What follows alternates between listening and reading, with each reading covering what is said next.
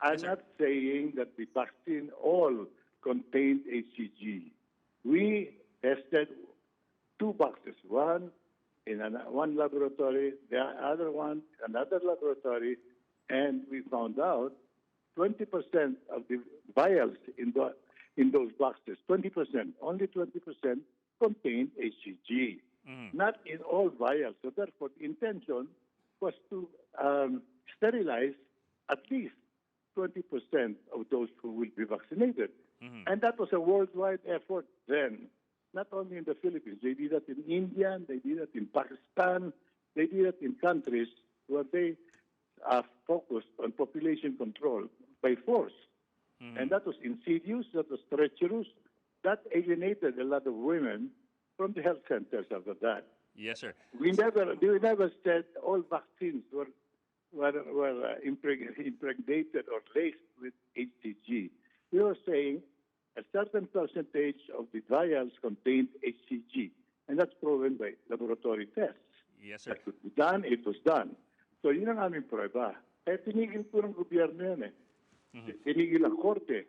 And Secretary Futier, for all his popularity at that time, medyo nag-backtrack. Tinigil niya yung kanya aggressive campaign to get population control in place in the Philippines. Even President Ramos took note of that. And at that time, medyo lumambig na ako the population control effort. Yun kinikwento ko yun. One of the elements why women today would not want their children vaccinated. Many of them are shying away from the health center. Unlike during the time that we had total trust in the health centers. All my children, from kin down to the youngest, they were all vaccinated in public health centers because we had complete trust then. But Yes, after the tetanus toxoid and the Dengvaxia, itong latest ng Dengvaxia, na sinasabi kong na-dengue yung tao dahil hindi tama ang application na ginawa nila. Where did you get the data? From the manufacturers themselves.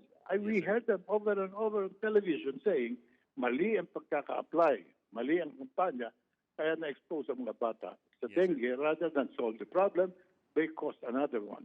So again, people got alienated from the health center.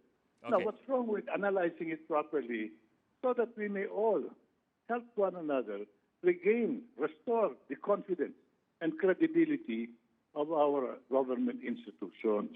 I'm not arguing with Secretary Garin on the toxoid issue. That is settled because the WHO came over here and we debated on it on television in the program of Julie Daza at the time. And I accused him frontally, and he was helpless. In fact, he couldn't even defend himself. The director of the WHO himself. Secretary Garin was not even in the picture at that time. So I don't know why she's so heated about an issue which we already settled. Today, I don't think the DOH is using any HCG element in their tetanus toxoid. I'm not accusing them now, especially with Secretary Duque. I have his word, and I know he's an honorable man, and he didn't react violently when we said, be careful about the toxoid you're using with the anti-tetanus contents. He said, Lito, I assure you, itong mga toxoid na ginagamit namin will never contain. Congressman Atienza, so I don't know why you are reacting in that manner, Congressman. Relax. Let's join hands protecting our people. You are a public servant. I am the same. I think we should be on one side. And at this point in time, tetanus toxoid is no longer the issue. It's Dengvaxia. Dengvaxia, again, the manufacturer has stated publicly it was misapplied, and that is where the danger lies. So if you're denying that, you better talk to your supplier. That's the Sanofi, and not to us who are merely victims of the whatever misapplication is being done by the DOH. Now you are part of that. I will understand if you explain yourself as you should explain yourself. As I'm sure a lot of cases will be filed against you, you will have your day in court. Ma'am, you heard Congressman Lito Atienza. Yes. He's claiming that in 1995, may finding sila 20 to 30% of the tetanus vaccines contained HCG, which according to them is... Again, this is not true. That's why he was reacting, that I stood up and violently reacted. Hindi po. In fact, I was interpolating another congresswoman. I really said, marami pong vaccine myths na kagaya nitong tetanus daw na nakapagpapabaog or it causes sterilization and miscarriages among women.